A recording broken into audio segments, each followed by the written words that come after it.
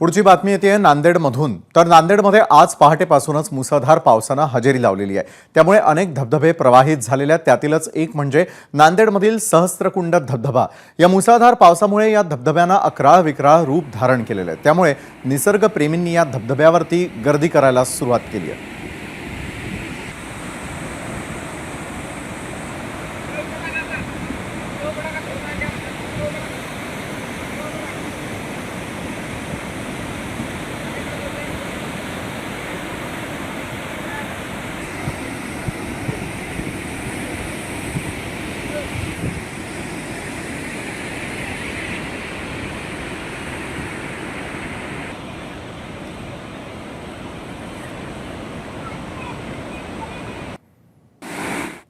बातमी आता वर्ध्यातून आहे। वर्ध्याच्या देवळी तालुक्यामधील सोनोरा ढोक गावामध्ये मुसळधार पावसामुळे प्रचंड प्रमाणात नुकसान झालं। रात्री 1 वाजता झालेल्या मुसळधार पावसाचं पाणी लोकांच्या घरात शिरलं आणि त्यामुळे नागरिकांची मोठी तारांबळ झालेली आहे।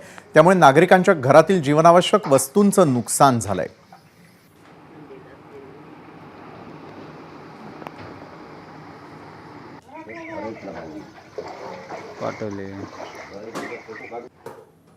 बातमी यवतमाळमधील पावसासंदर्भातली आहे। यवतमाळमध्ये जोरदार पाऊस सुरू असून नद्या नाल्यांना पूर आलेला आहे।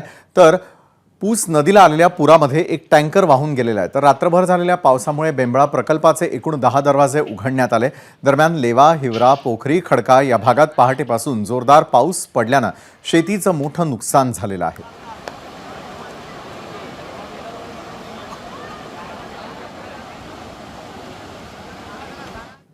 आज हवामान खात्याने दिलेल्या अंदाजानुसार यवतमाळ जिल्ह्याला रेड अलर्ट जाहीर करण्यात आले आहे। यवतमाळच्या पुसद, महागाव आणि उमरखेड या भागात मुसळधार पाऊस पडत आहे आणि त्यामुळे जिल्ह्यात जे परिस्थिती आहे हे अतिवृष्टीची निर्माण झालेली आहे। जिल्ह्यातील 53 मंडळांमध्ये अतिवृष्टी झाली आहे काल रात्रभर झालेल्या पावसामुळे आणि त्यामुळे पुसद ते इसापूर, पुसद ते शेंबाळ पिंपरी, पुसद तालुक्यातील 3 ते 4 गावाचे रस्ते बंद झाले आहेत। यवतमाळ पुसद या भागाचा त्यात समावेश आहे।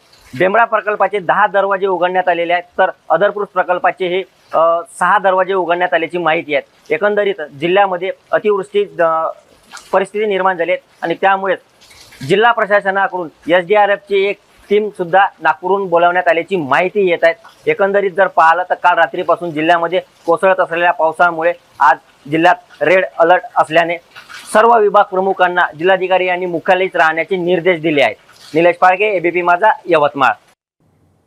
पुढची बातमी येते नांदेडमधूनच। नांदेड जिल्ह्यामधील हिमायतनगर तालुक्यामध्ये मुसळधार पाऊस झाला आणि त्यामुळे शहरातील मुख्य वस्त्यांमध्ये पावसाचं पाणी शिरलंय। नदी नाल्यांना पूर आल्यानं पावसाचं पाणी लवकरच ओसरलं नाही तर आणि त्यामुळे हिमायतनगर शहराजवळून जाणाऱ्या मुख्य राष्ट्रीय महामार्गावरील पुलाचं कामही अर्धवट असल्यानं पुलाची दुसरी बाजू बंद असल्यानं पाणी ओसरण्यास जरा विलंब होत असल्यानं नागरिकांना त्रास सहन करावा लागतोय।